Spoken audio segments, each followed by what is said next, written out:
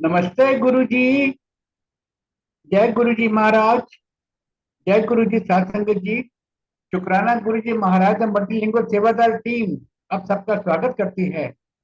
आज हमारे बीच में गुरु जी की ब्लड संगत प्रज्ञा मेहता आंटी जी उपस्थित हैं, जो कि संगत शेयरिंग करेंगी। आपका बहुत बहुत स्वागत है Pragya aunty. Over to you, please संगत शेयरिंग करें। जय गुरु जी महाराज। अनंत बेन शुक्राना गुरु जी महाराज का कि मुझे आपने ये मौका दिया कि मैं आपकी उस्तत कर सकूं। वासन अंकल का, मल्टीलिंगुअल टीम का बहुत बहुत शुक्राना। मुझे हमेशा ये लगता है कि मैं मेरी उतनी हैसियत नहीं थी जितना गुरु महाराज जी ने बख्श दिया। तो मैं अपनी जर्नी शुरू करती हूँ गुरु जी के साथ। अ, पहले I was devotee of Mata Rani बहुत ज्यादा। एंड देन बीच में एक टाइम आया कि जब हम जैसे सोसाइटी के अकॉर्डिंग सुनते हैं Buddhism, I was into Buddhism for 1.5 year। And then one fine day finally मैं अपने एक स्कूल में इंटरव्यू देने के लिए गई। अ, इंडिया में मैं फ्रेंच लैंग्वेज की टीचर थी। तो वहां जब मैंने एंटर किया तो ऑफिस के अंदर गुरु महाराज जी का स्वरूप था। और तब तक मुझे नहीं पता था ये कौन है। और मैंने जहाँ मेरी फैमिली रहती है उसके पास एक और बाबा जी हैं, राम रहीम जी। तो मतलब बहुत कुछ सुना था, तो हमेशा से एक डाउट रहता था मन में कि यार ये सब बाबा ना ऐसे ही कुछ ना कुछ गलत होता होगा फॉर श्योर। तो सॉरी महाराज, मैंने उस टाइम पे ये सोचा। एंड लेकिन पता नहीं ये सोची शायद रब ने ही बख्शी, गुरु जी ने बख्शी, कि जब मेरे स्कूल में इंटरव्यू क्लियर हो गया और जब मैं वहां जाती थी तो मैंने माथा टेकना शुरू कर दिया। तो जिस फैमिली से मैं आती हूँ, हमें आई थिंक आई वाज 3 और 4 years ओल्ड जब हमें हनुमान चालीसा याद करवा दिया और दिवाली पे बिठाया जाता था पूजा में सब बच्चों को। तो वैसे ही स्पिरिचुअली लाइफ चलती थी। तो गुरु महाराज जी को हर रोज जय बोलना शुरू कर दिया क्योंकि पता ही नहीं था कौन है ये। तो ऐसे ही करते करते मुझे 6 months हो गए। मैं रोज माथा टेकती थी गुरु जी के आगे और बोलती थी जय। अब जहां जाती थी शोरूम्स में वहां पे भी गुरुजी दिखने लग गए, लेकिन पता नहीं है कौन है ये। अब एक दिन मैं अपनी दीदी के घर जाती हूँ और जैसे मैं एंटर करती हूँ तो जनरली भी से राम राम। तो मैं दीदी को बोलती हूँ कि दीदी राम राम बाद में करेंगे, पहले मुझे बताओ ये कौन है, मैं इनको पिछले 6 months से माथा टेक रही हूँ। तो दीदी बोलती सच्ची में? मैं बोला हाँ। तो कहते then you are very blessed. अब तब तक मुझे नहीं पता ये ब्लेसिंग क्या है और ये सब चीजें क्या है। देन दीदी ने मुझे अपना पूरा सत्संग सुनाया कि मेरे साथ ऐसे ऐसे हुआ। और उन्होंने एक लाइन बोली कि जब आप इनसे जुड़ जाते हो ना, तो अगर आपकी लाइफ रुकी हुई है या सिर्फ चल रही है तो आपकी लाइफ दौड़ने लग जाती है। तो मैं बोला यार ऐसा कैसे होता है? तो बोलते हैं कि हाँ ऐसा ही होता है, मेरी लाइफ भी देख कैसे थी और अब देख दौड़ रही है। लाइक वाओ, ये तो बहुत अच्छी बात है। तो दीदी मुझे बोलती है कि आई नो तुम्हारी उम्र इस टाइम पे पार्टीज करने की है, बट तू क्या सत्संग चलेगी? मैं बोला हाँ क्यों नहीं। और तो उन्होंने मुझे बोला कि ठीक है मैं पूछती हूँ अभी किसी संगत से कि सत्संग कहाँ पे है नेक्स्ट। तो ये मैं कोविड से 10-15 डेज पहले की बात कर रही हूँ।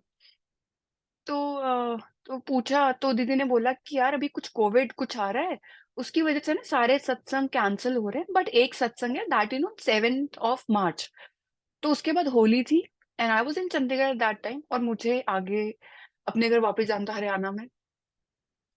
तो अब दीदी बोलते चल अगर कुछ और समझ में नहीं आया ना तो वहां लंगर बहुत अच्छा होता है, तो आप लंगर खाना, और अगर नहीं मन लगेगा तो मोबाइल यूज कर लेना, ये सब। तो गुरु महाराज जी ने दर्शन फाइनली दिए वहां जाके मुझे, 7th of March। तो दीदी रास्ते में मुझसे एक बात कर रही थी, किसी एक चीज के पीछे पड़ी हुई थी, ये कर ले कर ले कर ले। अब तो आई वाज लाइक कि गुरु जी कि दीदी लाइफ में ना हर चीज रब ने ऑलरेडी लिखी हुई होती है, तो जब वो टाइम आएगा वो हो जाएगी। तो जस्ट छोड़ दो इस चीज को, बिकॉज वो तो दीदी हैं और वो मेरे पीछे पड़ी हुई थी उन चीजों के। तो जैसे ही हम एंटर करते हैं दरबार में शब्द चल रहा होता है, चिंता मत करो, चिंता मत करो।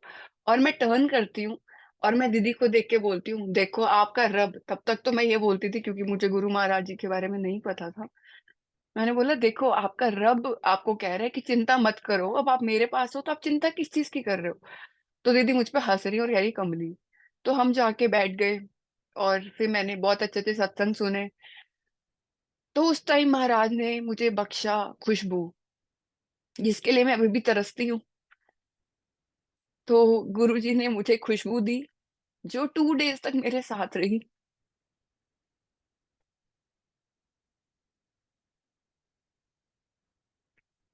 और वो, तब मैं इतनी नादान थी, मुझे लगता था कि ये जो खुशबू है ये परफ्यूम की है।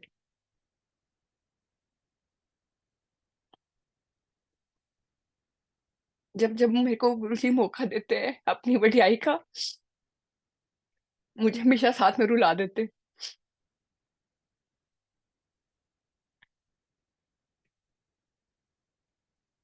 सॉरी संगत जी।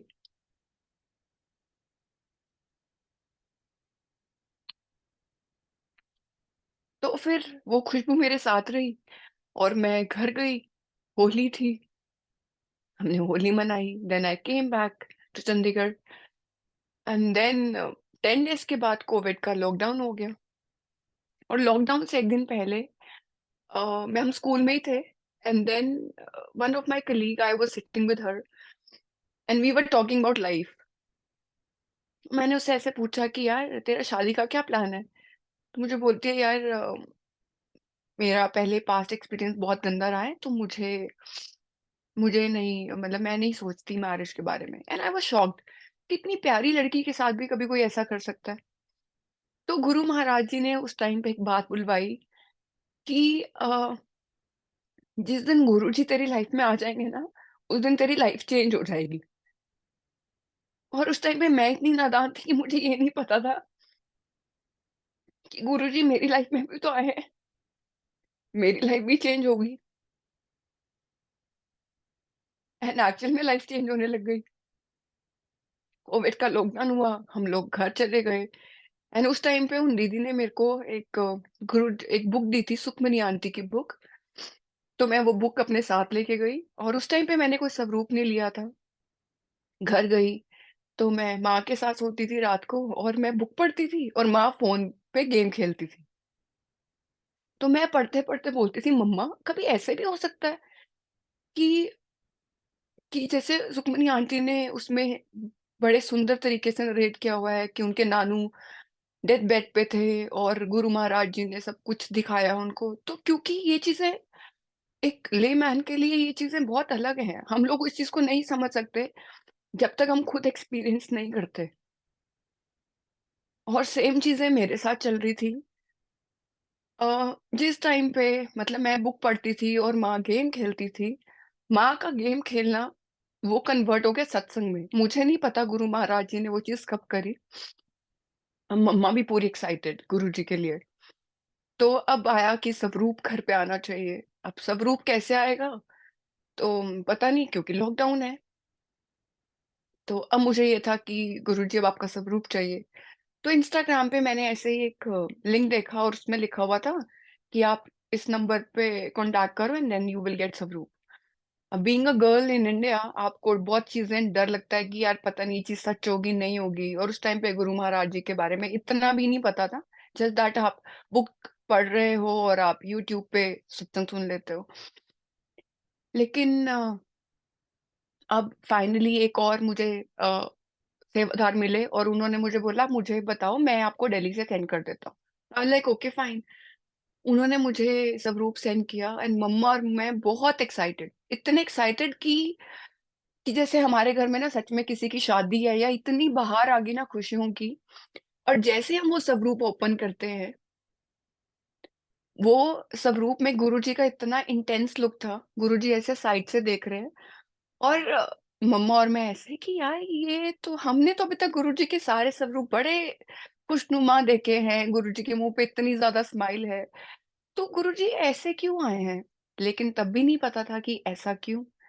लेकिन वही इफ नो बट हमारे दिमाग में चलते हैं बीइंग अ ह्यूमन बीइंग। तो मैंने उनको वापस कॉल किया तो मैंने एग्जैक्ट यही लाइन बोली, यार तेरे को मेरे से कोई गुस्सा था? तो बोला क्यों, क्या हुआ? मैं बोला यार तूने इतना गुस्से वाला सब रूप गुरुजी का भेज दिया। तो उसने हंस के बोला कि नहीं, ये हम लोग रैंडम भेजते हैं जिसके घर पे जो चला जाए, but it's okay, I will send you yellow chole वाला सबरूप। मैं बोला ठीक है, वो भेज दो। 2-3 दिन के बाद मुझे येलो स्वरूप मिल गया। और जब वो स्वरूप आया, मम्मा एंड मी अगेन हैप्पी कि चलो अब स्वरूप आ गया ये वाला, अब ये वाला फ्रेम होगा। बट तब तक हम अनजान थे गुरुजी की हर चीज से। 2 दिन के बाद फिर से स्वरूप आता है, कुरियर आता है, I open that and then again वही वाला स्वरूप। सॉरी गुरुजी, बट मैंने उसका नाम गुस्से वाला ही रखा हुआ है। और फिर वही गुस्से वाला स्वरूप। अब मैं मम्मा को बोल रही हूँ कि मम्मा, अभी ये पता चल रहा है कि हमें यही वाला फ्रेम कराना पड़ेगा। But again I call that person कि यार तूने मुझे फिर से स्वरूप भेज दिया। अब उसने मुझे स्क्रीनशॉट भेजा और उसने मुझे बताया कि देख, मैं तो पिछले 10 दिन से सेवा ही नहीं कर रहा, तो मैं तेरे पास कैसे कोई स्वरूप भेज सकता हूँ। और एड्रेस भी उसका था। तो गुरुजी की इच्छा के अकॉर्डिंग वो वाला स्वरूप घर पे लगा। मम्मा और मैं बहुत ज्यादा मानने लग गए। जूम के सत्संग शुरू हो गए। बहुत प्यार मिलने लग गया संतों से, गुरु महाराज जी से। गुरुजी ने पूरा कोविड इतना अच्छा निकलवाया। जहाँ पे लोग काम नहीं कर रहे थे, गुरुजी मुझे इतने स्टूडेंट्स ऑनलाइन देते थे। मैं सारा टाइम रूम में बैठ के अपना पढ़ाती रहती थी और ऐश कर रही थी। गुरुजी की छत्र छाया में ऐश होनी शुरू हो गई थी।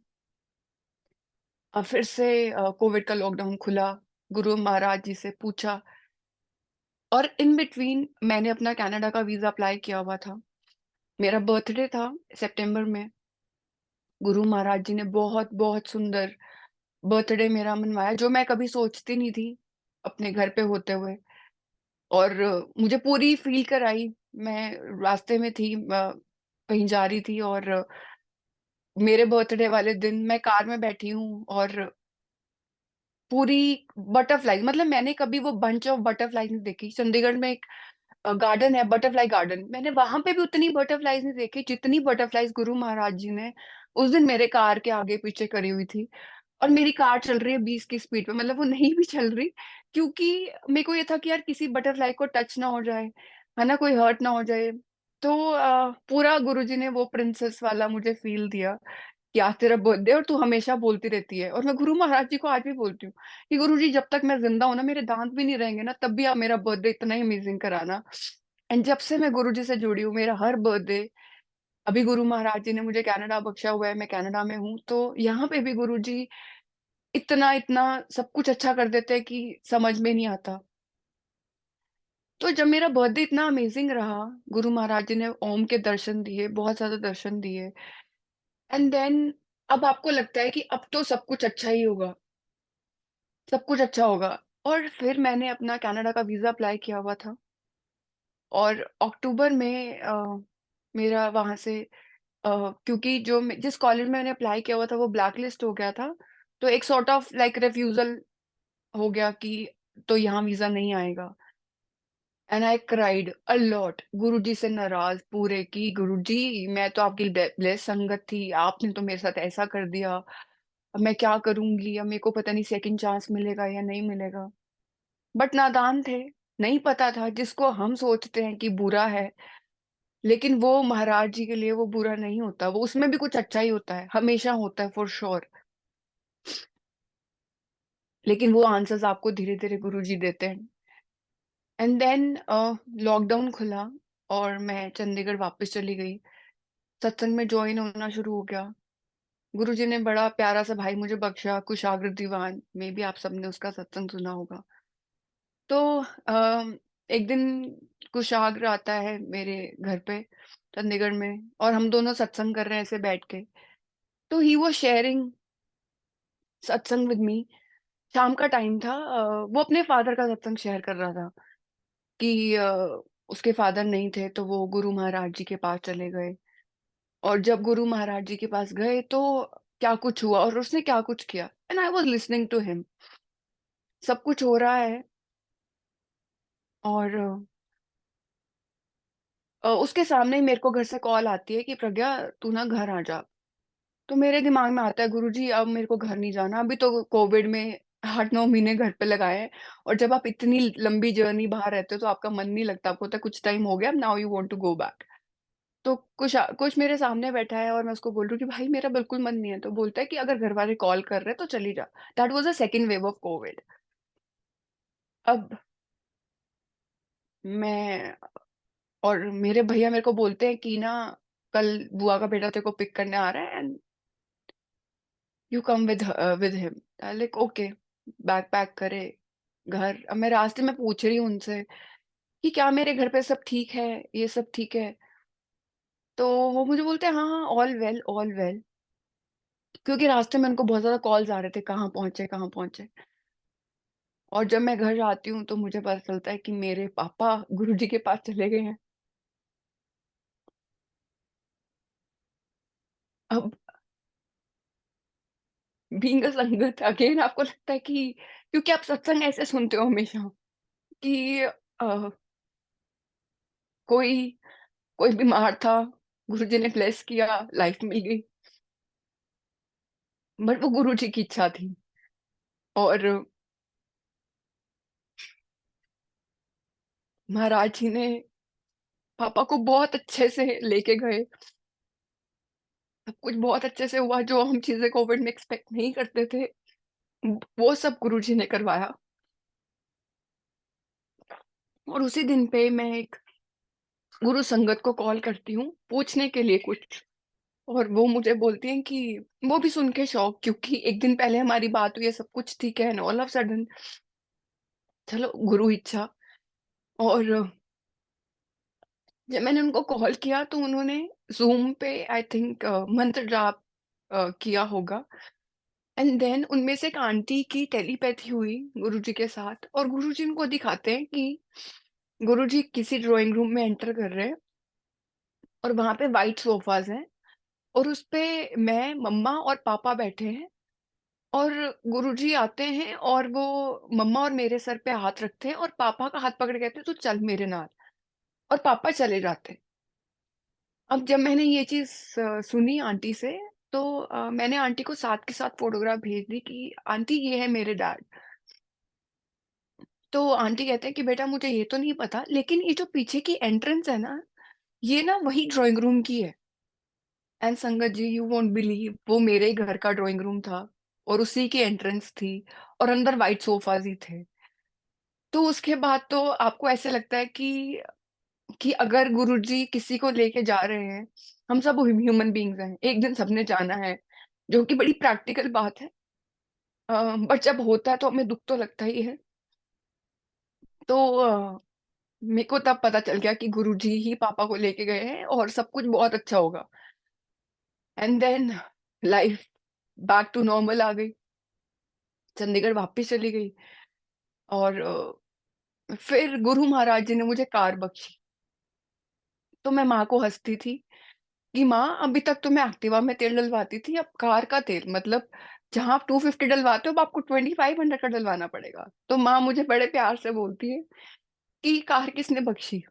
गुरु जी ने। तेल कौन बख्शेगा? गुरु जी। और एग्जैक्टली वो पूरी जर्नी रही चंडीगढ़ में। गुरु महाराज जी ने बहुत सारे सत्संग बख्शे, शटल सेवा बख्शी, तो सब बोलते थे और मैं सबको बोलती थी this is my magic car. क्योंकि इस कार के अंदर संगत आती है, संगत जाती है, शब्द चलते हैं। और गुरुजी ने मुझे वो सारी चीजें दी जिसके बारे में मैं कभी सोचती थी, ड्रीम में सोचती थी कि मुझे लेट नाइट कार पे जाना बहुत अच्छा लगता है बट अपनी कार होनी चाहिए। तो गुरुजी ने क्या किया, मेरे सत्संग में सेवा लगवानी शुरू कर दी। तो मैं रात को 1 बजे फ्री होती थी सत्संग से, तो गुरुजी और मैं वापस पूरा रास्ता गाने तेज वॉल्यूम पे करके घर पहुंचते थे। सबको टेंशन होती थी कि तू कभी कब कैसे पहुंचेगी, कितने बजे पहुंचेगी, बट एक मेरी माँ मेरे साथ होती थी और माँ को होता था गुरुजी तेरे साथ हैं, तो मुझे टेंशन की कोई बात नहीं है, तू सेफ ही घर पहुंचेगी। और वही होता था। एंड देन गुरुजी की मर्जी से मेरा फाइनली वीजा आ गया कनाडा का। और जब वो वीजा आया तो पीपीआर आ गई। और अब एक दिन गुरुजी ने सोची बख्शी कि मैं पासपोर्ट ऑफिस जाके पूछूं, क्योंकि मेरा वीजा पासपोर्ट एक्सपायर होने वाला था with in 6 months, with in 4 months. तो मेरे कंसल्टेंट ने मुझे कुछ नहीं बोला, ही जस्ट सेड कि मुझे अपना पासपोर्ट दे जाओ, मैं स्टाम्प लगवा दूंगा। और मैं वहां गई पासपोर्ट ऑफिस, और उन्होंने मुझे बताया कि आप तो ट्रैवल ही नहीं कर सकते। तो मैं बोला ट्रैवल नहीं, कैसे नहीं? तो वो बोलते कि क्योंकि आपका 6 मंथ्स तक अभी वैलिड नहीं है passport. Then I again called my consultant and उसने बोला कि अच्छा ऐसा है तो आप अपना पासपोर्ट अप्लाई करो।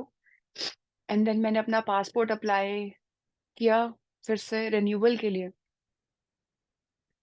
बट अब प्रॉब्लम यहाँ ये आ गई कि क्योंकि मेरी पीपीआर एक्सपायर होनी थी 27 मार्च को, और मेरे को डेट मिली थी 18 मार्च की, तो इतने टाइम में मेरा पासपोर्ट आके स्टैम्प नहीं हो सकता था, ये मुझे लगता था। बट एनीवेज मैं गई, उनको मैंने बोला कि तत्काल वाली डेट ऑलरेडी मैंने बुक की है, क्या इसको आप प्लीज थोड़ा प्रीपोन कर दोगे? बोले नहीं हो सकता। मैं 5 मिनट खड़ी हुई साइड पे, मैंने कहा गुरुजी अब क्या करूं?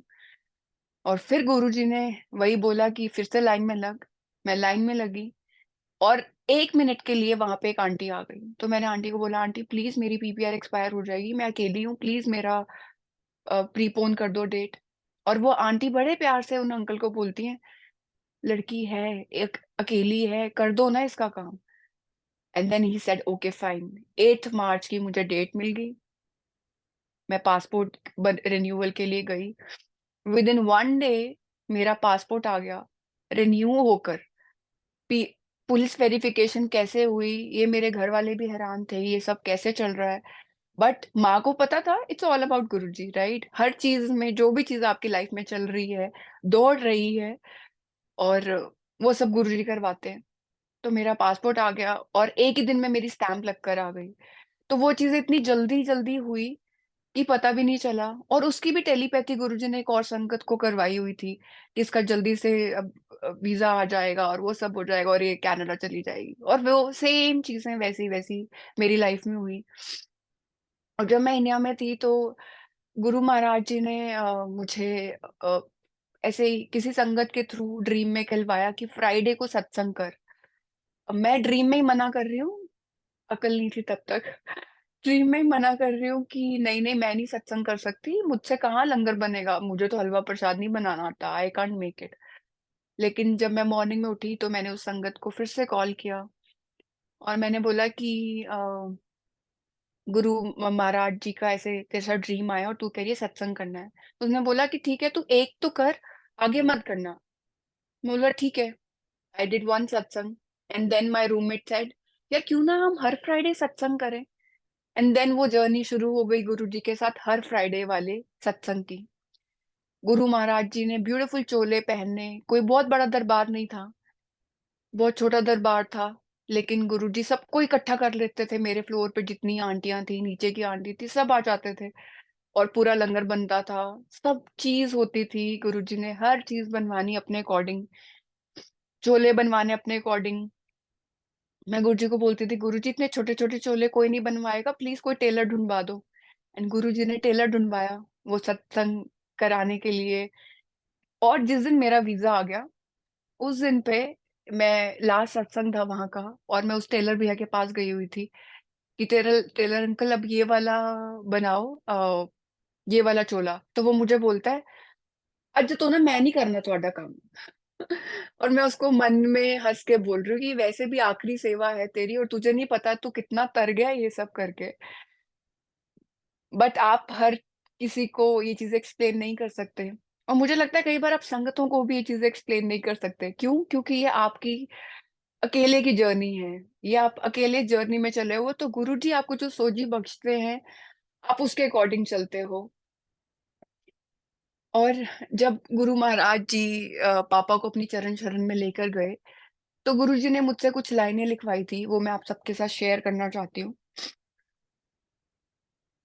और आपसे क्या मांगू मालिक, जो इस दुनिया से चले जाते हैं उनको भी आप ब्लेस करते हो, जो उस दुनिया में रह जाते हैं उनको भी आप ही ब्लेस करते हो मालिक। गलतियों पे डांट भी लगाते हो, साथ में अनकंडीशनल प्यार भी आप ही देते हो मालिक। दुनिया में कोई भी साथ दे या ना दे, आप सदा हमारे अंग संग हो मालिक। और इससे ज्यादा क्या मांगू? क्या मांगे क्या ना मांगे, इतना सोचने से पहले ही आप ब्लेस कर देते हो मालिक। और इससे ज्यादा क्या मांगू? तो मुझे हमेशा ये लगता है कि मैं गुरु महाराज जी से सच में कुछ नहीं मांग सकती, और ना ही मुझे मांगना, ना ही मुझे जानना कि मेरी लाइफ में आगे क्या होगा। क्योंकि अब तक जो जिंदगी में गुरु जी ने बख्शा है, वो मैंने कभी सोचा भी नहीं था। अब गुरु जी ने मुझे कनाडा लैंड कराया। बहुत अच्छे से मेरी प्लेन की जर्नी थी। मैं गुरु जी को बोलती थी, गुरु जी मुझे प्लेन की जर्नी बिल्कुल नहीं पसंद, बस मैं सोऊं और मेरा और मैं कनाडा पहुंच जाऊं। और गुरुजी ने एग्जैक्टली वही किया मेरे साथ। मैं पूरे प्लेन में सोते हुए आई हूँ। मैं सिर्फ उठती थी, खाती थी और सो जाती थी, और मैं कनाडा लैंड कर गई। अब मेरे कजन ने मुझे पिक किया, और मैं यहाँ कनाडा किसी को भी नहीं जानती थी, not even a single one. और गुरुजी ने मेरा घर पहले ही बुक करवाया हुआ था। कनाडा के ग्रुप में जो यहाँ पे एक मंदिर है, टोरोंटो मंदिर, जो कि बहुत ब्यूटीफुल है और इतना ब्लेस्ड है, जो हमें हर हफ्ते बहुत ज्यादा ब्लेसिंग्स मिलती हैं वहां जाके। तो जब मैं आई तो मेरा रूम ऑलरेडी बुक था। बहुत ब्यूटीफुल गुरुजी ने मुझे वो घर बख्शा था। शायद मेरा ड्रीम हाउस था, पूल था वहां पे, बहुत अच्छे लोग थे। जब मैं कनाडा आई तो मेरे हाथ पे थोड़े से ऐसे ब्लिस्टर्स से होने लग गए, और मे बी वो कोई डिटर्जेंट मुझे रिएक्ट कर गया था या क्या था। तो क्योंकि मुझे गुरु महाराज जी ने इंडिया में ही एक ग्रुप में ऐड करा दिया था कनाडा के, तो मैंने वहां पे लिखा था शटल सेवा के लिए कि if anyone is going to Pickering mandir, I want to go, I am staying in Oshawa. तो उन आंटी ने मुझे मैसेज किया कि I am staying in Oshawa only, I will pick you up. Okay जी, डन। गुरु जी महाराज जी के मंदिर भी पहुंच जाएंगे वहां, जो कि बड़ा ड्रीमी सा लग रहा था। तो मैंने उन आंटी को बोला कि aunty, do you have any medicine? मैं इस चीज की लेकर नहीं आई मेडिसिन इंडिया से। तो आंटी ने बोला, हाँ हाँ बिल्कुल, I have medicine, I will give it to you. मतलब ठीक है, मुझे लगा शायद जब हम मंदिर जाएंगे तो वो आंटी मुझे दे देंगी। और वो आंटी इतनी प्यारी, और वो आंटी मुझे बोलती है, send me your address, I am coming to you. And मैंने ऐसे, मैं गुरुजी को देख रही हूँ कि गुरुजी, ये तो कनाडा है, मैंने बड़ा कुछ गलत सुना है यहाँ के बारे में, कि यहाँ लोग किसी को नहीं पूछते। बट तब मैं भूल रही थी कि मैं यहाँ संगत की बात कर रही हूँ, मैं यहाँ लोगों की बात नहीं कर रही। और जब उन आंटी ने आना था, उससे 10-15 मिनट्स पहले ही I was talking to one of my friend, और मैं बोल रही हूँ, यार मुझे ग्रोसरी करनी है, आई विश कोई कार आए और मुझे लेके जाए। तो वो मुझे रिप्लाई मिल रहा है आगे से, you are not in Chandigarh, कि कोई कार आएगी और तुम्हें लेके जाएगी। बट गुरु महाराज जी सब सुनते हैं। और जब वो आंटी आई, उन्होंने मुझे मेडिसिन दी और मुझे कहती है, तुझे कोई ग्रोसरी करनी है तो मुझे बता दे, I take you. And I like, wow, ये तो सोने पे सुहागा हो गया, चलो। और मैं जब वहां गई तब मुझे रियलाइज हुआ कि मैंने अभी थोड़ी देर पहले क्या बोला था। क्योंकि आप नए हो यहाँ पे, आपको डॉलर समझ में नहीं आते, कि आपको लगता है कि हाँ, क्योंकि आप स्टार्टिंग में कन्वर्ट शुरू हो जाता है आपका कि इंडिया में ऐसे ऐसे। तो उन्होंने मुझे बड़ी प्यारी प्यारी बातें समझाई और मुझे सब बताया, ग्रोसरी ऐसे करनी है, ये स्टोर में ऐसा चीज मिलेगी, क्योंकि यहाँ पे बहुत सारे डिफरेंट स्टोर्स हैं। तो आप अपने सेविंग के लिए फ्रोजन ये रखा करो अपने पास। एंड देन मेरी गुरुजी के साथ कनाडा की ब्यूटीफुल जर्नी स्टार्ट हो गई। इनिशियली काम नहीं मिला, तो गुरुजी, काम नहीं मिल रहा, बट मन में ये होता था कि गुरुजी है, सब कुछ ठीक होगा। मंदिर जाना शुरू हो गया, लेकिन बहुत ज्यादा कंटिन्यूशन में नहीं रहता था, क्योंकि ओशवा से संगत ज्यादा नहीं जाती थी उस टाइम पे। तो अब जॉब नहीं मिल रही थी, तो मन में आया क्यों ना जगह को चेंज कर लिया जाए, फ्रेंड्स भी सब मूव हो रहे थे।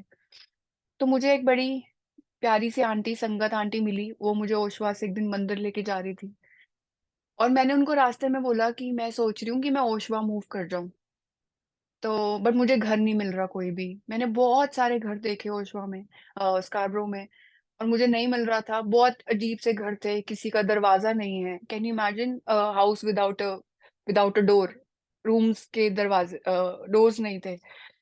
तो मैं गुरुजी को बोल रही हूँ कि गुरुजी ये क्या चल रहा है, ये तो बड़ा अजीब है यहाँ पे।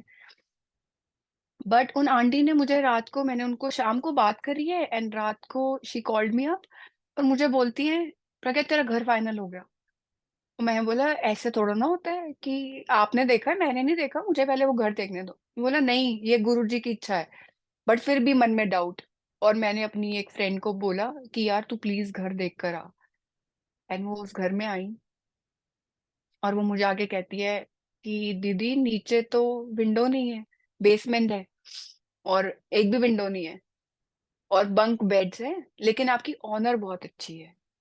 तो मैंने कहा यार मैं ऑनर का क्या करूंगी, ये रूम में तो मतलब बिना सूरज देवता के, इंडिया में रहते हुए आप इमेजिन नहीं कर सकते कि आपकी लाइफ कैसी होगी बिना, जहाँ रोशनी नहीं आ रही। बट ये गुरु जी का हुक्म था। तो मैंने बोला यार अब तो मुझे जाना पड़ेगा, ये गुरु जी का हुक्म है। Then I have to go there. और मैं मूव हो गई, स्कार्ब्रो आई उस कमरे में, बंक बेड्स। और गुरु जी महाराज की कृपा से उन्होंने थोड़ी हाइट अच्छी बख्शी हुई है, तो मैंने कहा बंक बेड पे तो नहीं सोया जाएगा। तो मैंने आंटी से, अपनी ऑनर आंटी से बात करी और उन्होंने मुझे बोला आप डिटैच कर लो। मैंने बोला ठीक है, इसको मैं डिटैच कर लेती हूँ। अब सुबह माँ मुझे कॉल करती है अराउंड 10:30 पे और मुझे बोलती है तो अभी तक उठी नहीं। तो मैं माँ को बोलती हूँ मम्मा यहाँ सूरज ही नहीं आता, मुझे पता ही नहीं, लाइट का कोई अंदाजा नहीं है क्या टाइम हो गया। तो मैं बोलती हूँ उठ। तो जैसे ही मैं उठती हूँ मैं गुरुजी को बोलती हूँ गुरुजी क्या आपको अच्छा लग रहा है यहाँ पे, सच्ची बताना, देखो यहाँ तो सूरज भी नहीं आ रहा, तो कैसे रहेंगे हम यहाँ पे। ये मेरी कॉन्वर्सेशन शायद 1 मिनट की गुरुजी के साथ रही होगी। एंड देन मेरी ऑनर जो है वो कैनेडियन है, तो मुझे वो पूछती है कि कैरेबियन पार्टी में चलेगी। अब मुझे लगा यार एक्सप्लोर करने ही आए हो, चलो चलो let's go to a new party. जो कि दिन में पार्टी थी और परेड थी वहां पे कोई, तो हम लोग गए, बहुत अच्छा गुरुजी ने दिन निकलवाया। एंड देन वापस आई मैं वहां से, I was talking to my owner कि मुझे ना नीचे अच्छा नहीं लग रहा। रात के कोई 12:30 बजे का टाइम था और मुझे मेरी ऑनर बोलती है अच्छा ऐसा कर, अपस्टेयर्स मूव हो जा। मैंने फिर से पूछा क्या बोल रहे हो, कहती है अपस्टेयर्स मूव हो जाओ। तो अब मेरे दिमाग में ये आ रहा है यार ये मेरा रेंट बढ़ा देगी, ये तो ऊपर का कमरा दे रही है। क्योंकि अभी तक हम यहाँ पे जो देखते थे बेसमेंट का प्राइस अलग है और ऊपर के रूम का प्राइस ज्यादा है उससे। तो मैंने बोला यार जॉब है नहीं और ये मैडम मेरे को कह रही है ऊपर मूव हो जाओ। तो मैंने उससे बड़े डरते डरते पूछा उस टाइम पे कि रेंट, व्हाट अबाउट रेंट। तो मुझे बोलते इट विल रिमेन सेम, ये वही रहेगा। और मैं हैरान कि ये क्या कर रही है, और तब तक मैंने ऊपर का रूम देखा नहीं था। अब जब मैं ऊपर आई तो मैंने देखा कि इतनी बड़ी विंडो है कि रोज मेरी सुबह सूरज देवता के साथ होगी और रात मेरी मून के साथ होगी। बहुत ब्यूटीफुल रूम मेरा गुरुजी ने मुझे बख्शा। और शायद तब गुरुजी बहुत हंस रहे होंगे, देख कमली क्या करती है। गुरुजी आपको टेस्ट करते हैं हमेशा। गुरुजी ने तब टेस्ट किया कि ये क्या करती है, कि मेरा नाम लेके ये वहां जाती है या नहीं। बट मुझे लगता है कि वो आगे वाली सोची भी गुरुजी बख्शते हैं, क्योंकि वो कहते हैं ना वो आपको अपनी संगत को फेल नहीं होने देते। और तब मेरे को गुरुजी ने वो रूम बख्शा। सब कुछ नया, new bad, new mattress, new bedsheet, सब कुछ न्यू उस कमरे में। और 6 मंथ्स तक मैं उस कमरे में अकेली रही, जो कि बहुत बड़ी ब्लेसिंग थी। आई थिंक जो अब्रॉड रहते हैं उनको ये चीज समझ में आती है कि स्पेशली इन कनाडा, क्योंकि यहाँ पे बेसमेंट का बहुत ज्यादा ट्रेंड है। और जब आप ऊपर वाले रूम में रहते हो और सब कुछ, क्या अमेजिंग लगता है। और गुरुजी और मेरी लाइफ वहां पे शुरू हो गई। एंड देन मेरा बर्थडे आया फिर से, अगेन। तो घर से जब आप दूर होते हो तो आपको लगता है कि यार क्या ही होगा आपके बर्थडे पे। तो वही दीदी जिन्होंने मुझे घर के बारे में बताया था, उन दीदी ने मुझे मेरे लिए बर्थडे पार्टी घर पे अरेंज करी। And that was so surprise, because ये चीजें इंडिया में भी नहीं होती हैं। कोई अपने, हम हमेशा ये सोचते हैं इंडिया में कि यार बर्थडे उसका है तो वो बर्थडे पार्टी अरेंज करेगी, बट दीदी ने मेरे लिए अपने घर पे बर्थडे पार्टी अरेंज करी। एंड देन बहुत अच्छे से, जैसे वो इंडियन फूड जो हम मिस करते हैं यहाँ पे, करेला, गवार की फली, ये वो सब दीदी ने बनाया हुआ हो। एंड बहुत अच्छे से रहा। फिर एक और फ्रेंड का फोन आया कि मैंने अपने घर पे तेरे लिए पार्टी रखी है, तू मेरे घर पे आ। फिर मैं वहां पे पार्टी कर रही हूँ। जब मैं घर पहुंचती हूँ तो मेरी ऑनर ने पार्टी थ्रो करी हुई है और मैं फिर यहाँ कर रही हूँ। तो मतलब वो पूरा दिन एज ऑलवेज जेब में बिल्कुल पैसे नहीं है, क्योंकि गुरुजी ने पैसे लगवाने ही नहीं है आपके। गुरुजी ने जो चीज गुरुजी ने आपको एक दिन बाद ब्लेस कर दी, बस दैट इज फॉर श्योर, वो परमानेंट है। एंड ऐसे ही पूरी जो एजुकेशन थी मेरी यहाँ पे, वो भी बहुत अच्छे से शुरू हो गई। गुरु महाराज जी ने सेवादार बना दिया, सेवा बख्शने लग गए मंदिर के अंदर। देन हर थर्सडे हर संडे मंदिर जाना शुरू कर दिया। भरपूर लंगर। मुझसे इंडिया से सब पूछते थे कि तू ये मिस करती होगी, और मैं बोलती थी नहीं, मैं यहाँ कुछ मिस नहीं करती, क्योंकि यहाँ पे हर एक ओकेजन इतना ब्यूटीफुली ऑर्गेनाइज होता है। और हम बहुत बहुत ज्यादा गुरु महाराज बख्शते हैं, बहुत कुछ एंजॉय करते हैं। और मीनवाइल गुरु महाराज जी ने मेरी पूरी स्टडी कंप्लीट करवा दी। और जैसे ही मेरी स्टडी कंप्लीट हुई तो मैं फ्री थी, और मैंने सोचा कि क्यों ना अब लाइसेंस लिया जाए कार का। और यहाँ पे लाइसेंस लेना थोड़ा डिफिकल्ट है, बिकॉज इंडिया में आप किसी भी तरीके से लाइसेंस ले लेते हो। और अब जब मेरा सेकंड बर्थडे आना था, उससे पहले गुरु महाराज जी ने मैंने गुरु महाराज जी को बोला, गुरु जी अब एग्जाम देना है। तो यहाँ पे G1 G2 and ji exam होता है। तो एक रिटन है, बाकी 2 प्रैक्टिकल एग्जाम आपको कार चला के दिखानी होती है। तो मैंने सबसे पूछा कि मुझे जी देना चाहिए या G2। जो इंडिया से जिनके पास एक्सपीरियंस होता है वो यहाँ जी दे सकते हैं। तो गुरु महाराज जी की आज्ञा से सबने मुझे बोला कि नहीं, आप G2 दो, क्योंकि अगर आप फेल हो गए तो आपके बहुत सारे डॉलर्स वेस्ट हो जाएंगे। मैंने कहा गुरु जी अब मन तो जी देने का है, अब जी ही देते हैं। और जब मैं इंस्ट्रक्टर के साथ जाती हूँ, तो यहाँ पे जब आप एग्जाम देने जाते हो तो उससे पहले वो आपको ट्रैक पे लेके जाते हैं।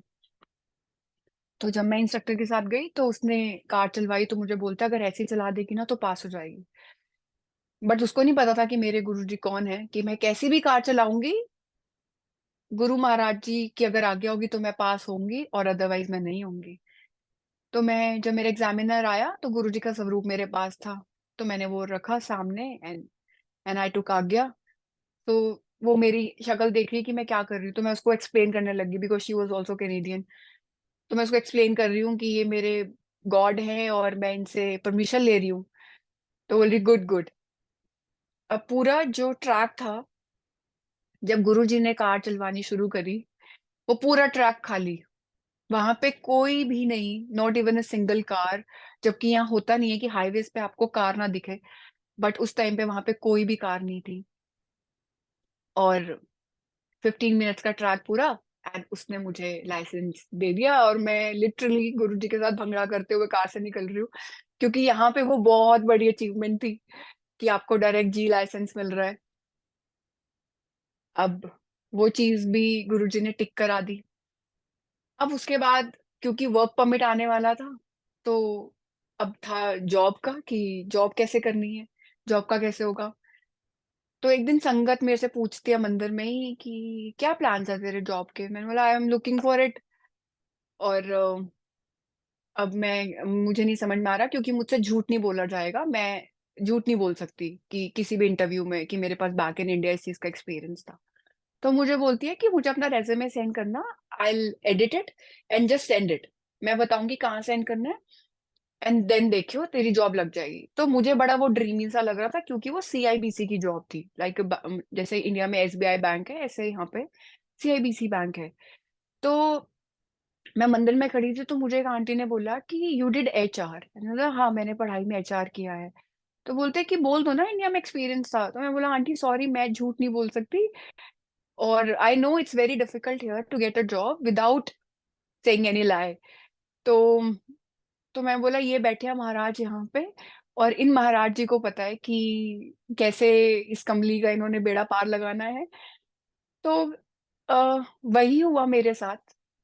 मैंने अपना रेज्यूमे उसने एडिट करके संगत ने मुझे दिया, और मैंने वो अपना आगे दे दिया, और उन्होंने बैकग्राउंड चेक किया, वो भी क्लियर हो गया।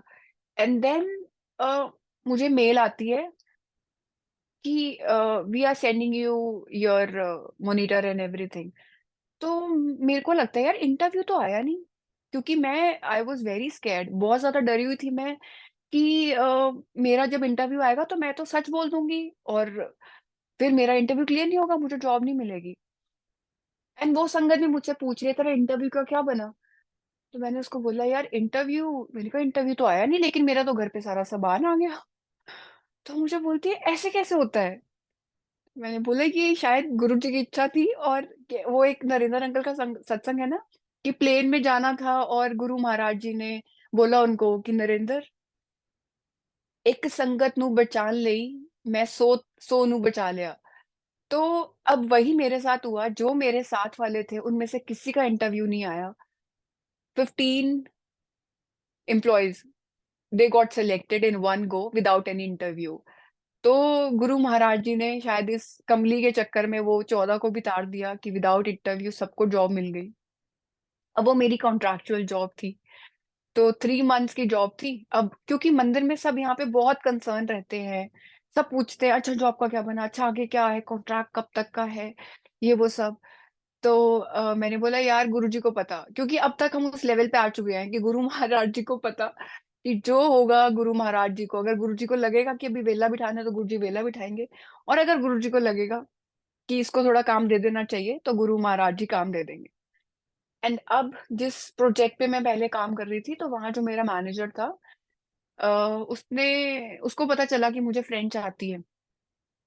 तो मुझे पता नहीं, मैंने कोई जॉब के लिए अप्लाई नहीं किया था, एंड फिर से मुझे सीआईबीसी की साइट से ऑफर आती है बाइलिंगुअल अकाउंटेंट की। एंड आई वाज लाइक गुरुजी ये तो मैं नहीं करूंगी, ये बहुत मुश्किल काम है, I am not going to do it, because मेरी रिफ्यूजल आ जाएगी और फिर मैं ऐसे फेल नहीं होना चाहती। तो लेकिन मैं भूल जाती हूँ है ना कि हम गुरु महाराज जी से बात कर रहे हैं। एंड देन वो मैनेजर जो कैनेडियन है, वो मुझे बोलता है कि I will prepare you for the interview. मैं बोला ये ऐसे कैसे होता है, बट यहाँ पे सब होता है। और देन मेरा इंटरव्यू हुआ, और उस सुपरवाइजर, उस मैनेजर ने मुझे पूरा प्रिपेयर कराया था, 10-15 जो भी उसके क्वेश्चंस थे। एंड देन वो सब चीजें हुई मेरे साथ, और now by Guruji's grace I am bilingual accountant. बड़ा अच्छा लगता है कि जो चीजें हमने नहीं सोची थी लाइफ में, गुरुजी ने वो बख्श दी। और बीच में मैं एक और भी चीज शेयर करती हूँ जो गुरुजी ने मुझसे लिखवाई थी, और ये जो चीजें मैं रीड कर रही हूँ ये मेरे शब्द नहीं है। ये गुरुजी मुझे लिटरली रात को उठाते थे 11:30-12 बजे, और दिमाग में लाइंस डालते थे और मैं लिख लेती थी, और अगर मैं नहीं लिखती थी तो मैं भूल जाती थी। तो मैं वही एक चीज शेयर करती हूँ कि गुरु जी के रंग है बड़े ही अनोखे रंग, सबके दिल को भाते हैं, सबके दिल में समा जाते हैं, ना जाने कब किसकी जिंदगी में आ जाते हैं और सबको मोह लेते हैं। सब उस वक्त का दीदार करते हैं कि रहमो करम कब होगी। सब उस वक्त का दीदार करते हैं कि रहमो करम कब होगी, जानते बस वही हैं कि कब किसकी जिंदगी गुलजार होगी।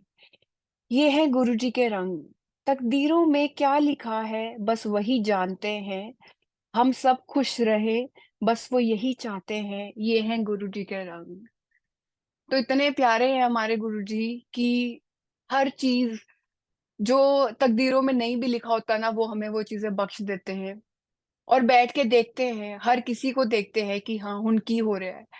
और गुरुजी सिखाते भी बहुत है। अब हम मंदिर में जब सेवा करते हैं, तो मैंने मतलब बहुत ज्यादा ऐसे सत्संग में सुना था कि गुरुजी हमेशा कहते थे कि जदों मंदिर आंदे हो डायरेक्ट मेरे को लाओ, डायरेक्ट मेरे को लाओ।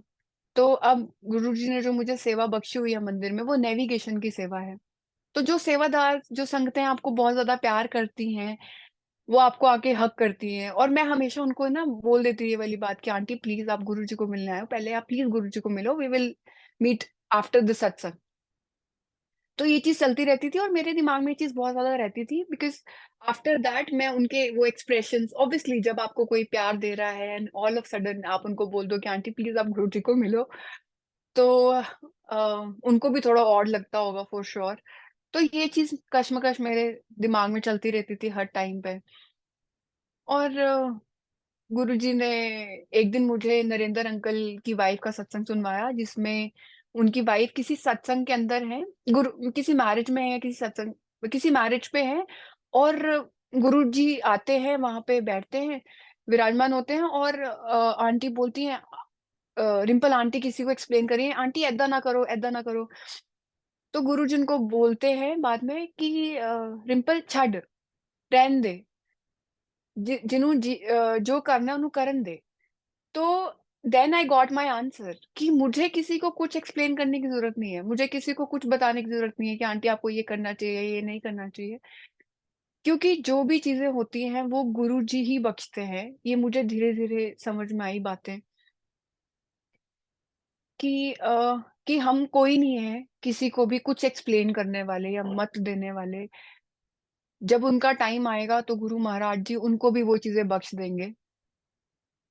हाँ, आप कुछ चीजों को अनदेखा नहीं कर सकते, बट हाँ, अब इंटेंशनली मैं किसी को कुछ नहीं बोलती, अदरवाइज पहले गुरु महाराज जी के सामने भी मैं बहुत कुछ बोल देती थी कि आंटी ऐसे मत करो और ये मत करो, बट अब वो गुरु जी ने समझा दिया है। और मैं जल्दी से एक और सत्संग शेयर करती हूँ, बिकॉज आई नो उसके बाद एक और सेशन है। तो इवेंचुअली अभी मेरी जो सारी जर्नी गुरु जी के साथ कनाडा में चल रही है, वो बहुत ही ड्रीमी है। जो मैंने नहीं सोचा था वो गुरु जी बख्शते हैं। और मेरी अरदास यही रहती है कि गुरु जी सबको ये सब चीजें बख्शो, हर कोई इतनी इतनी ब्लेसिंग्स ले आपसे, और आपकी चरण शरण में रहे गुरु महाराज हमेशा। जो लास्ट सत्संग है वो मेरी एक फ्रेंड का है, जिसको अब मैं इस चीज को थोड़ा रिवाइंड करती हूँ। जब मैंने गुरु जी का एक सत्संग अटेंड किया था, फर्स्ट सत्संग अटेंड किया था, और उसके बाद अपनी मैं कलीग के साथ जो बैठी थी, और मैंने उसको, गुरु जी ने मुझसे बुलवाया था कि जब गुरु महाराज जी तेरी लाइफ में आ जाएंगे तब तेरी जिंदगी बहुत ज्यादा खुशहाल हो जाएगी। और वही ये उसी का ही सत्संग है। तो अ, अब हुआ ऐसे कि जब मैं मेरा जब पीपीआर आई, जब उससे पहले जब मेरे घर पे स्वरूप गुरु महाराज जी का आया, तो मैंने उनके लिए भी स्वरूप भिजवाया, जबकि मुझे पता था वो भगवान जी में बिलीव नहीं करती हैं, क्योंकि उनकी मदर फादर भी नहीं है, और उनके फैमिली के साथ भी बहुत अच्छे रिलेशनशिप्स नहीं थे उस टाइम पे। और कोविड का टाइम था, और पास्ट एक्सपीरियंस भी उनका थोड़ा खराब रहा। तो तब उन्होंने, जब मैंने उनसे पूछा कि do you believe in God, तो उन्होंने बोला नहीं। तो मैंने बोला कि फेयर इनफ, है ना, क्योंकि जब भगवान जी ने आपको इतना सब कुछ दिया, ऐसा दिया हुआ है, तो आपको लगता है कि यार I I can't believe in God. तो लेकिन गुरु महाराज जी तभी आते हैं आपकी लाइफ में जब आप बिल्कुल खत्म हो जाते हो, बिल्कुल एंड तक होते हो। एंड देन उनके लिए मैंने स्वरूप भिजवाया, और जब मेरे फादर गए गुरु जी के पास, उस टाइम पे she called me up, and उन्होंने मुझसे बात करी। तो एंड शी सेड दैट मैंने गुरु जी का स्वरूप ले लिया है, और अब मैंने अपने बैग से निकाल दिया है। मैंने बोला, वाओ क्या बात है। And then she explain me कि मेरी लाइफ में बड़ा कुछ अलग हो रहा है, मेरे को जॉब मिल गई है, स्कूल में ही मेरे को अकोमोडेशन है मेरी, मैं वहीं रह रही हूँ। And I was so happy, क्योंकि मैं हमेशा गुरुजी को बोलती थी, गुरुजी इस बच्ची को बहुत कुछ अच्छा बख्शना प्लीज, वो बहुत कुछ अच्छा, बहुत खुशियां डिजर्व करती है। जब मेरी पीपीआर आई, तो मैं और मेरी एक और मासी बनी हुई है गुरु संगत से ही, तो हम दोनों डुगरी जा रहे थे, और उस दिन डुगरी मंदिर बंद था। अब हमसे सब पूछ रहे हैं दैट आप डुगरी मंदिर क्यों जा रहे हो जब डुगरी मंदिर बंद है। हमने बोला ऐसे ही, बस हमने जाना है। और ये हमें लगता है कि ये हम सोच रहे हैं, बट वो गुरु जी आपको सोची बख्श रहे होते हैं। और हम रास्ते में थे, और उनके ब्रदर का कॉल आता है, और वो भी लड़की देख रहे थे अपने लिए, उनका भी पास्ट एक्सपीरियंस अच्छा नहीं रहा था। तो उन्होंने बोला कि यार जो मैंने लड़की देखी थी ना, वो ठीक नहीं, मतलब कुछ ठीक नहीं था। तो उन्होंने मेरे को बोला ऐसे ही कि प्रज्ञा तू कोई नहीं, तू कोई लड़की देख ले। तो मैं बोला भैया आप तो मुझसे बहुत बड़े हो, मैं कहा, मुझे तो कोई ऐसी एज की कोई लड़की नहीं जानती। बट वो डुगरी का रास्ता था, और 1 मिनट लगा होगा शायद, और वो संगत जो जो मेरी फ्रेंड थी, कलीग थी, वो मेरे माइंड में आती है। एंड आई टेक्स्ट हर कि तुझे शादी करनी है। तो उसने बोला ये क्या क्वेश्चन है ऑल ऑफ सडन। तो मैं बोला हाँ या ना। तो बोलती है हाँ करनी है। तो मैं बोला लड़का देख लिया है और इसी से तेरी शादी होगी। तो बोलती है ऐसे कैसे। तो मैं बोला ऐसे ही है। एंड देन हम लोग डुगरी मंदिर गए। मंदिर बंद था ऑफ कोर्स, जहाँ पे गुरुजी का वो जन्म स्थल है, वहां बैठे थे। और हम वहां बैठ के उन दोनों की फोटोग्राफ्स एक्सचेंज कर रहे हैं। फोटोग्राफ्स एक्सचेंज हो गई। जाते हुए मैंने मासी को उस लड़की से मिलवाया क्योंकि वो ऑन द वे थी। एंड नेक्स्ट डे उस लड़का और लड़की की बात हुई। ये सब मैं आपको जो एक्सप्लेन कर रही हूँ दैट इज ऑफ मार्च। ये सब चीजें मार्च में चल रही थी। एंड देन फाइनली गुरुजी ने उन दोनों को मिलवा दिया। और अप्रैल जब मुझे कनाडा आना था, गुरु महाराज जी ने उन दोनों की मैरिज करा दी। तो गुरु महाराज जी जिसकी जिंदगी में वो कहते हैं ना अंधेरा, और वो अंधेरे के बाद वो उजाला लाते हैं, वो है मेरे गुरुजी। तो इस चीज पे भी लाइन जो गुरुजी ने लिखवाई हुई है, ऐसे हैं गुरुजी। मेरे गुरुजी की लीला अपरंपार है। कुछ को बुलाते हैं और कुछ के पास खुद जाते हैं। न जाने कौन से प्रीत का रस पिलाते हैं कि हम सब इनके पीछे दौड़े चले आते हैं। कुछ ऐसी सी चमक और सुगंध है मेरे गुरु की कि सब सोच में पड़ जाते हैं कि ये कौन सा इतर लगाते हैं। जिनके आगे सूरज और पूरा ब्रह्मांड सर झुकाता है, पर वो अपनी प्यारी सी संगत का सर नहीं झुकने देते हैं। ऐसे हैं हमारे प्यारे गुरु जी। तो गुरु महाराज जी की कृपा इतनी है कि आई थिंक कि टाइम कम पड़ जाता है उनकी वडियाई करने के लिए। और हमेशा मुझे वो इसीलिए रुला देते हैं क्योंकि मुझे हमेशा इतना ओवरवेलमिंग फील होता है कि गुरु महाराज जी, हम शायद मैं कभी सोच भी नहीं सकती थी कि मेरी लाइफ कभी ऐसी होगी कि मुझे सब कुछ आप इतना सुंदर बख्शोगे। इस चीज का तो कभी हमने दिमाग में भी नहीं लगाया था। पहले तो ये भी नहीं पता था कि ऐसा कुछ कोई दर भी है जिसमें कोई रिस्ट्रिक्शन नहीं है। इतने लिबरल है, इतने ज्यादा लिबरल है कि बस खुश रहो, अच्छा करो, सबके साथ अच्छा करो। और अनकंडीशनल प्यार की डेफिनेशन मुझे लगता है गुरु महाराज जी ने सिखाई है। और वो हर रोज एक नई ब्लेसिंग देते हैं। सेवा मिलनी ब्लेसिंग होती है, सेवा ना मिलनी ब्लेसिंग होती है। कोई छोटी सी चीज हम सोचते हैं कि ये तो नहीं होगा, और गुरु महाराज जी कहते ले, ये भी ले ले, है ना, ते ऐश कर, ते खुश रहे। और जब भी मैं गुरु जी महाराज जी के साथ बैठती हूँ तो गुरु जी एक ही चीज बोलते हैं, खुश रहा कर। और मेरा रिप्लाई यही होता है, गुरु महाराज जी वो भी सिर्फ आपकी छत्र छाया में ही रह सकते हैं, तो हमेशा अपनी चरण शरण के साथ सबको रखना गुरु जी। और बड़ी प्यारी से एक गुरु जी ने अरदास लिखवाई हुई है, और मैं उस चीज के साथ वो बोलकर अरदास करके और हम गुरु जी से आज्ञा लेते हैं। लिख दो साडे लेख गुरु जी, ਅਸੀਂ ਚੰਗੇ ਹਾਂ ਮਾੜੇ ਹਾਂ ਪਰ ਤੇਰੇ ਹਾਂ ਗੁਰੂ ਜੀ। ਹੁਣ ਸਾਡੇ ਲੇਖ ਲਿਖ ਦੋ ਗੁਰੂ ਜੀ। ਪਹਿਲੇ ਸਾਡੀ ਕਿਸਮਤ ਵਿੱਚ ਕੀ ਸੀ ਉਸ ਤੋਂ ਅਸੀਂ ਅਣਜਾਣ ਹਾਂ ਗੁਰੂ ਜੀ, ਪਰ ਹੁਣ ਸਾਡੇ ਲੇਖ ਲਿਖ ਦੋ ਗੁਰੂ ਜੀ। ਨਿਮ ਨਿਮ ਕੇ ਸੀਸ ਝੁਕਾਨੇ ਹਾਂ ਗੁਰੂ ਜੀ, ਸਾਡੇ ਤੇ ਮਿਹਰ ਕਰੋ ਗੁਰੂ ਜੀ। ਸਾਡੇ ਲੇਖ ਤੁਸੀਂ ਲਿਖ ਦੋ ਹੁਣ ਗੁਰੂ ਜੀ। ਕਿੱਥੋਂ ਸ਼ੁਰੂ ਹੋਈ ਸਾਡੀ ਜਰਨੀ ਤੁਹਾਡੇ ਨਾਲ, ਉਸ ਤੋਂ ਅਸੀਂ ਅਣਜਾਣ ਹਾਂ ਗੁਰੂ ਜੀ, ਪਰ ਹੁਣ ਸਾਡੇ ਲੇਖ ਲਿਖ ਦੋ ਗੁਰੂ ਜੀ। अनंत बेअंत शुक्राने गुरु महाराज, अपनी कृपा के, अपने प्यार के, अपने दीदार के। बहुत बहुत शुक्राना, बहुत बहुत शुक्राना। जय गुरु जी।